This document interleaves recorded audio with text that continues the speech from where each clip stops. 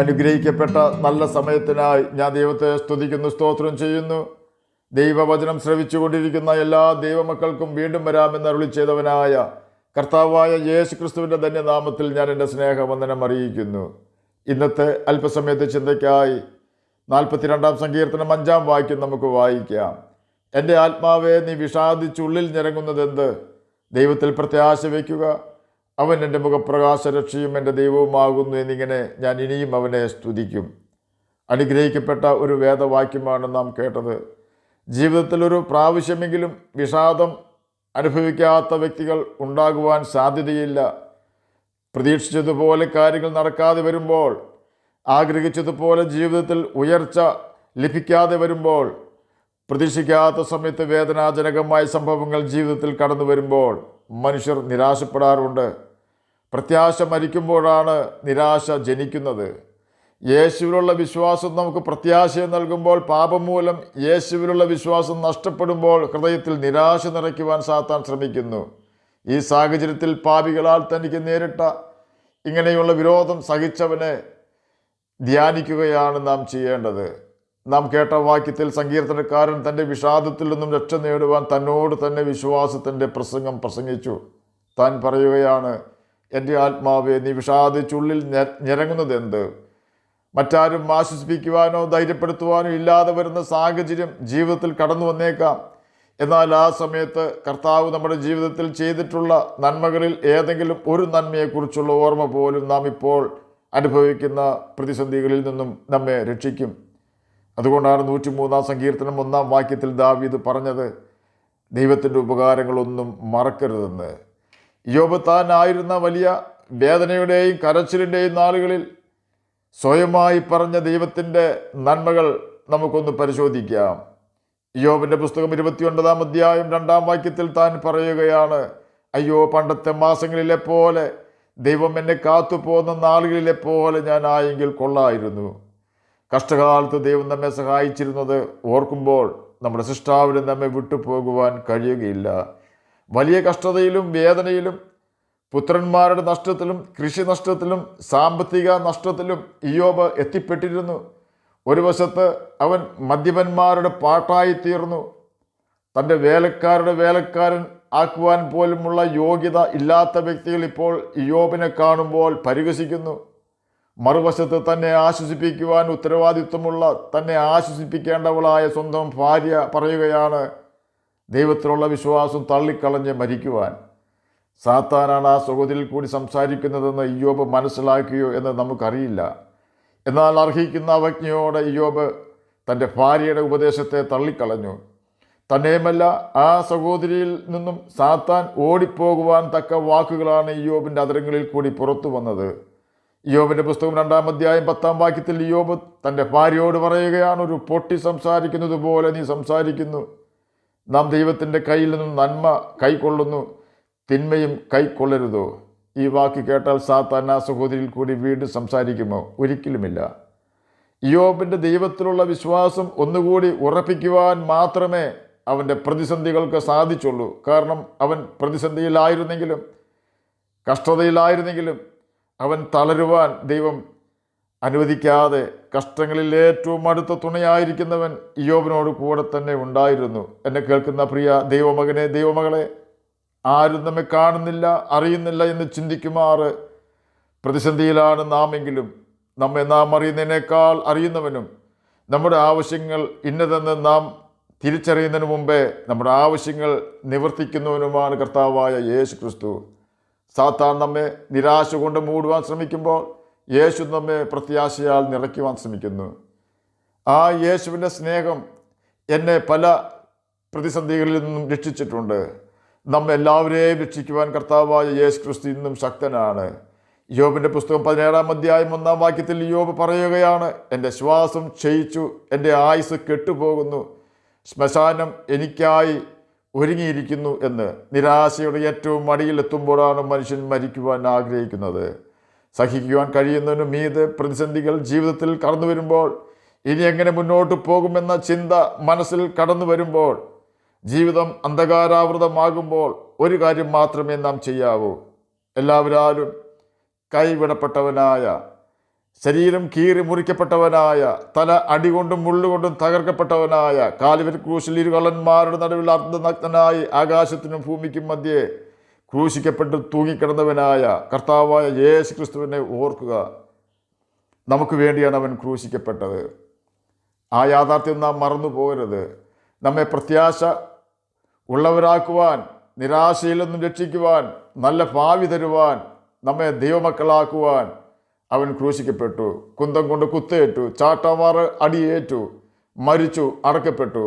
ഇതാലെല്ലാം തീർന്നെങ്കിൽ നാം നിരാശപ്പെടുമായിരുന്നു. എന്നാൽ യേശു 3-ാം ദിവസം ശക്തിയോടെ ഉയർത്തെഴുന്നേറ്റു. വെളിപ്പാട് പുസ്തകം 1-ാം അധ്യായം 18-ാം വാക്യത്തിൽ യേശു പറയുകയാണ്, ഞാൻ മരിച്ചവനായിരുന്നു, എന്നാൽ ഇതാ എന്നേക്കും ജീവിച്ചിരിക്കുന്നു. മരണത്തിൻ്റെയും പാതാളത്തിൻ്റെയും താക്കോൽ എൻ്റെ കൈവശമുണ്ട്. തന്നെയുമല്ല, യോഹന്നാൻ എഴുതിയ സുവിശേഷം 14-ാം അധ്യായം 19-ാം വാക്യത്തിൽ യേശു പറഞ്ഞിരിക്കുന്നു, നിങ്ങളോ എന്നെ കാണും, ഞാൻ ജീവിക്കുന്നത് കൊണ്ട് നിങ്ങളും ജീവിക്കും. യേശുവിൻ്റെ വാക്കുകളാണ് നാം കേട്ടത്. യേശു പറഞ്ഞ ഒരു വാക്കുപോലും ഇന്ന് വരെ മാറ്റിയിട്ടില്ല. വാക്തത്വങ്ങളിൽ വിശ്വസ്തനായ യേശു വാക്കു മാറുകയില്ല. നമുക്ക് അവരിൽ വിശ്വസിക്കാം. നിരാശകളെയും വിഷാദങ്ങളെയും യേശുവിൻ്റെ തോളിൽ ഇട്ടുകൊണ്ട് യേശുവിൻ്റെ മുഖത്തേക്ക് നോക്കി ലക്ഷ്യത്തിലേക്ക് നമുക്ക് ഓടാം. യോബിൻ്റെ പുസ്തകം 30-ാം അധ്യായം 31-ാം വാക്യത്തിൽ എൻ്റെ കിന്നരനാദം വിലാപമായും എൻ്റെ കുഴലൂത്ത് കരച്ചിലായും തീർന്നു എന്ന് പറഞ്ഞ ഇയ്യോബ്. യോബിൻ്റെ പുസ്തകം 17-ാം അധ്യായം 1-ാം വാക്യത്തിൽ എൻ്റെ ശ്വാസം ക്ഷയിച്ചു, എൻ്റെ ആയുസ് കെട്ടുപോകുന്നു, ശ്മശാനം എനിക്കായി ഒരുങ്ങിയിരിക്കുന്നു എന്ന് നിരാശപ്പെട്ട ഇയ്യോബ്. ഇയ്യോബിൻ്റെ പുസ്തകം 2-ാം അധ്യായം 13-ാം വാക്യത്തിൽ അതികഠിനമായ വ്യസനത്തിന് ഉടമയായിരുന്ന ഇയ്യോബ്, തൻ്റെ ജീവിതം പാഴായിപ്പോയി എന്ന് ചിന്തിച്ച ഇയ്യോബ്, മരണം കാത്തുകിടന്ന ഇയ്യോബ് വീണ്ടും 10 മക്കളുടെ പിതാവായി തീരുകയും മുൻപ് തനിക്കുണ്ടായിരുന്ന സകല സമ്പത്തിൻ്റെയും ഇരട്ടി സമ്പത്തിന് ഇയ്യോബ് ഉടമയായി തീരുകയും ചെയ്തു. വീണ്ടും 140 സംവത്സരങ്ങൾ ദൈവത്തെ ആരാധിച്ച് ഈ ഭൂമിയിൽ തന്നെ ജീവിച്ചു എന്ന് ഇയ്യോബിൻ്റെ പുസ്തകം 42-ാം അധ്യായം 13 മുതൽ 17 വരെയുള്ള വാക്യങ്ങളിൽ രേഖപ്പെടുത്തിയിരിക്കുന്നു. ഇങ്ങനെ യഹോവ ഇയ്യോബിൻ്റെ പിൻകാലത്തെ അവൻ്റെ മുൻകാലത്തേക്കാൾ അധികം അനുഗ്രഹിച്ചു എന്ന് ഇയ്യോബിൻ്റെ പുസ്തകം 42-ാം അധ്യായം 12-ാം വാക്യത്തിൽ രേഖപ്പെടുത്തിയിരിക്കുന്നു. ഇയ്യോബിനെ ദൈവം അനുഗ്രഹിക്കുവാൻ എന്താണ് കാരണമെന്ന് നാം മനസ്സിലാക്കണം. അതിൻ്റെ ഉത്തരം ഇയ്യോബിൻ്റെ പുസ്തകം 1-ാം അധ്യായം 1-ാം വാക്യത്തിലും ഇയ്യോബിൻ്റെ പുസ്തകം 42-ാം അധ്യായം 7-ാം വാക്യത്തിലും രേഖപ്പെടുത്തിയിരിക്കുന്നു. ഇയ്യോബ് നിഷ്കളങ്കനും നേരുള്ളവനും ദൈവഭക്തനും ദോഷം വിട്ടകലുന്നവനുമായിരുന്നു. തന്നെയുമല്ല, ദൈവത്തെക്കുറിച്ച് വിഹിതമായത് സംസാരിക്കുന്നവനുമായിരുന്നു ഇയ്യോബ്. ചുരുക്കി പറഞ്ഞാൽ, ഇയ്യോബ് ഹൃദയത്തിൽ അകൃത്യം കരുതാതെ, മറ്റുള്ളവർക്ക് തന്നെക്കുറിച്ച് അപവാദം പറയുവാൻ ഇട കൊടുക്കാതെ, സകല മനുഷ്യരോടും നീതിയോടെയും ന്യായത്തോടെയും മാത്രം ഇടപെടുന്നവനായിരുന്നു. ദൈവത്തെ ബഹുമാനിക്കുകയും ഭയപ്പെടുകയും ചെയ്യുന്നവനായിരുന്നു ഇയ്യോബ്. ഇയ്യോബിൻ്റെ കാലത്ത് ന്യായപ്രമാണമില്ലായിരുന്നെങ്കിലും ദൈവം മനുഷ്യൻ്റെ ഹൃദയത്തിൽ നൽകിയിരുന്ന മനസാക്ഷിയുടെ പ്രമാണത്തെ കൃത്യമായി അനുസരിച്ചുകൊണ്ട് ദൈവത്തെ ഭയപ്പെടുന്നവനായിരുന്നു ഇയ്യോബ്. പാപത്തെ വെറുത്ത് ജീവിക്കുന്നവനും പാപത്തോട് വേർപാട് ആചരിക്കുന്നവനുമായിരുന്നു ഇയ്യോബ്. എല്ലാറ്റിനും പുറമെ ദൈവത്തെക്കുറിച്ച് വിഹിതമായി സംസാരിക്കുന്നവനുമായിരുന്നു ഇയ്യോബ്.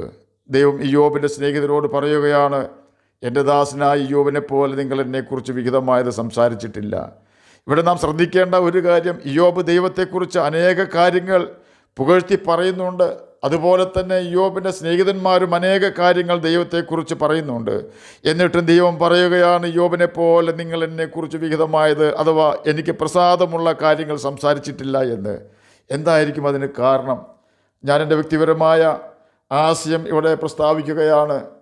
ഇയ്യോബും തൻ്റെ സ്നേഹിതരും ദൈവത്തെക്കുറിച്ച് പറഞ്ഞ കാര്യങ്ങൾ സത്യം തന്നെയായിരുന്നു. എന്നാൽ ഇയ്യോബ് ദൈവത്തെക്കുറിച്ച് പറഞ്ഞ കാര്യങ്ങളിൽ ദൈവം പ്രസാദിച്ചു. കാരണം ദൈവം പ്രസാദിക്കുന്ന ജീവിത രീതിയായിരുന്നു ഇയ്യോബിൻ്റേത്. എന്നാൽ അവൻ്റെ സ്നേഹിതന്മാർ ദൈവത്തെക്കുറിച്ച് പറഞ്ഞത് സത്യം തന്നെ ആയിരുന്നുവെങ്കിലും അവർ ജീവിച്ചിരുന്നത് അവർക്ക് ബോധിച്ച വണ്ണമായിരുന്നു. ഇയ്യോബിൻ്റെ സ്നേഹിതന്മാർ അതുവരെയും കുറ്റം പറഞ്ഞുകൊണ്ടിരുന്നത് ദൈവത്താൽ സാക്ഷ്യം ലഭിച്ച പാപത്തെ വെറുക്കുന്ന ദൈവത്തിൻ്റെ മകനായ ഇയ്യോബിനെ എതിരെയായിരുന്നു. സ്തേഫാനോസിനെ കല്ലെറിഞ്ഞു കൊല്ലുവാൻ എല്ലാ ഒത്താശയും ചെയ്തു കൊടുക്കുകയും ദമസ്കോസിൽ ഉള്ള യേശുവിൻ്റെ ശിഷ്യന്മാരെ ആക്രമിക്കുവാൻ അതിവേഗം യാത്ര ചെയ്തുകൊണ്ടിരിക്കുകയും ചെയ്ത പൗലോസിനോട് യേശു പറഞ്ഞത്, നീ എന്നെ ഉപദ്രവിക്കുന്നത് എന്താകുന്നു എന്നാണ്. അതായത് യേശുവിൻ്റെ മക്കളെ ഉപദ്രവിച്ചാൽ യേശുവിനെ ഉപദ്രവിക്കുന്നതിന് തുല്യമാണെന്ന് സാരം. അതുപോലെ തന്നെ ദൈവം നീതീകരിച്ച ഇയ്യോബിനെ കുറ്റം പറഞ്ഞ് ദൈവത്തിൻ്റെ മുമ്പിൽ ആളാകുവാൻ നോക്കിയ ഇയ്യോബിൻ്റെ സ്നേഹിതന്മാരുടെ ഹൃദയത്തിലേക്ക് യഹോവയായ ദൈവം അഥവാ കർത്താവായ യേശു ക്രിസ്തു നോക്കിയപ്പോൾ കണ്ടത് പാപം നിറഞ്ഞ സ്വഭാവമുള്ള ഹൃദയത്തെ ആയിരിക്കുവാനാണ് സാധ്യത. അതുകൊണ്ട് തന്നെ കായിനിലും അവൻ്റെ യാഗത്തിലും പ്രസാദിക്കാതിരുന്ന കർത്താവ് ഇയ്യോബിൻ്റെ സ്നേഹിതരിലും അവരുടെ വാക്കുകളിലും പ്രസാദിച്ചില്ല എന്ന് ചിന്തിച്ചാൽ തെറ്റില്ല എന്ന് എൻ്റെ വ്യക്തിപരമായ അഭിപ്രായം. നാം ആരെക്കുറിച്ചും കുറ്റം പറയരുതെന്ന് ബൈബിൾ പഠിപ്പിക്കുന്നതിന് കാരണം, നാം കുറ്റം പറയുന്ന വ്യക്തി ആരാണോ ആ വ്യക്തി ദൈവമകനാണെങ്കിൽ നാം കുറ്റം പറയുന്നത് ദൈവത്തെ തന്നെയാണെന്ന് നാം ഓർക്കണം. നിന്നെ തൊടുന്നവൻ, അതായത് ദൈവവചനം അനുസരിക്കുന്ന ദൈവത്തിൻ്റെ ഒരു മകനെയോ മകളെയോ ഉപദ്രവിക്കുന്നവൻ ദൈവത്തിൻ്റെ കണ്ണിൻ്റെ കൃഷ്ണമണിയെ തന്നെയാണ് തൊടുന്നത്, അഥവാ ദൈവത്തെ തന്നെയാണ് ഉപദ്രവിക്കുന്നത് എന്ന് സാരം. സഖറിയാ പ്രവചനം 2-ാം അധ്യായം 8-ാം വാക്യത്തിൽ അതിൻ്റെ അവസാന ഭാഗത്തിൽ പ്രകാരം രേഖപ്പെടുത്തിയിരിക്കുന്നു, നിങ്ങളെ തൊടുന്നവൻ അവൻ്റെ കൺമണിയെ തൊടുന്നു. അതായത് ദൈവത്തെ അവൻ്റെ കൽപ്പനകൾ അനുസരിച്ചുകൊണ്ട് ബഹുമാനിക്കുന്ന ഒരു വ്യക്തിയെ കുറ്റം പറയുകയോ ഉപദ്രവിക്കുകയോ ചെയ്യുന്നവർ ആ വ്യക്തിയുടെ സൃഷ്ടാവായ യഹോവയെ അഥവാ കർത്താവായ യേശു ക്രിസ്തുവിനെ തന്നെയാണ് കുറ്റം പറയുന്നതും ഉപദ്രവിക്കുന്നതും എന്ന് സാരം. അതുകൊണ്ടാണ് യേശു പഠിപ്പിച്ചത്, സഹോദരനെ മൂടാ എന്ന് വിളിക്കുന്നവൻ അഗ്നി നരകത്തിന് യോഗ്യനാകും എന്ന്. യെശയ്യാ പ്രവചനം 49-ാം അധ്യായം 26-ാം വാക്യത്തിൽ പ്രകാരം രേഖപ്പെടുത്തിയിരിക്കുന്നു, നിന്നെ ഞെരുക്കുന്നവരെ ഞാൻ അവരുടെ സ്വന്തം മാംസം തീറ്റും. ഈ വാക്യങ്ങളെല്ലാം നമുക്ക് തരുന്ന സന്ദേശം, നാം ദൈവകൽപ്പനകൾ അനുസരിച്ച് ജീവിക്കാമെങ്കിൽ നമുക്ക് സംരക്ഷണം തരുവാൻ കർത്താവായ യേശു ക്രിസ്തു അഥവാ യഹോവയായ ദൈവം തയ്യാറാണ്. നമ്മുടെ ഏത് പ്രതികൂല സാഹചര്യങ്ങളിലും നാം നമ്മുടെ ആത്മാവിനോട് പറയേണ്ടത്, എൻ്റെ യഹോവ എൻ്റെ മുഖപ്രകാശ രക്ഷയാണ് എന്നാണ്. തന്നെയുമല്ല, നാം നമ്മുടെ ആത്മാവിനോട് തന്നെ സങ്കീർത്തനക്കാരനെ പോലെ പറയണം, എൻ്റെ ആത്മാവെ നീ വിഷാദിച്ചുള്ളിൽ ഞരങ്ങുന്നത് എന്ത്? ദൈവത്തിൽ പ്രത്യാശ വയ്ക്കുക. ഓർക്കുക, ദൈവത്തിൻ്റെ കൽപ്പനകൾ അനുസരിച്ചുകൊണ്ട് അവനിൽ പ്രത്യാശ വെച്ചിരുന്ന സകലരെയും യേശു രക്ഷിച്ചിട്ടുണ്ട്. ആകയാൽ നമ്മുടെ പ്രതികൂലങ്ങളിലും മനം മടുപ്പും നിരാശയും കടന്നു വരുന്ന വേളകളിലും പാപം ഒഴികെ നമുക്ക് തുല്യമായി പരീക്ഷിക്കപ്പെടുകയും വ്യസനപാത്രമായി തീരുകയും ചെയ്തവനായ, ക്രൂശിക്കപ്പെട്ട് മരിച്ചുയർത്തവനായ യേശു ക്രിസ്തുവിനെ നമുക്ക് ധ്യാനിക്കാം. അതിന് കർത്താവ് നമ്മെ സഹായിക്കട്ടെ എന്ന് പ്രാർത്ഥിച്ചുകൊണ്ട് ഞാൻ എൻ്റെ വാക്കുകളിൽ നിന്ന് വിരമിക്കുന്നു. നമുക്ക് പ്രാർത്ഥിക്കാം. ഞങ്ങളെ സ്നേഹിക്കുന്ന സ്വർഗീയ പിതാവേ, നല്ല വചനത്തിനായി അങ്ങേ സ്തുതിക്കുന്നു, സ്തോത്രം ചെയ്യുന്നു. എന്നെ കേൾക്കുന്ന ഏതെങ്കിലും പ്രിയപ്പെട്ടവർ രോഗത്താൽ ഭാരപ്പെടുന്നുവെങ്കിൽ അങ്ങ് അവർക്ക് സൗഖ്യം കൊടുക്കണമേ. സമാധാനമില്ലാത്തവർക്ക് സമാധാനം കൊടുക്കണമേ. പഠിക്കുന്ന കുഞ്ഞുങ്ങൾക്ക് പഠിക്കുവാനുള്ള ബുദ്ധിയും ജ്ഞാനവും ഓർമ്മശക്തിയും കൊടുക്കണമേ. അങ്ങയുടെ കൽപ്പനകൾ പ്രമാണിച്ചുകൊണ്ട് അങ്ങയുടെ സ്നേഹത്തിൽ വസിക്കുവാനും നിത്യജീവൻ അവകാശികളായി തീരുവാനും മടിയനെ കേൾക്കുന്ന അങ്ങയുടെ കുഞ്ഞുങ്ങളെ സഹായിക്കണമേ. പ്രാർത്ഥന കേട്ടതിനായി സ്തോത്രം. യേശുവിൻ്റെ നാമത്തിൽ തന്നെ ആമേൻ. കർത്താവ് എല്ലാവരെയും അനുഗ്രഹിക്കട്ടെ. സ്തോത്രം.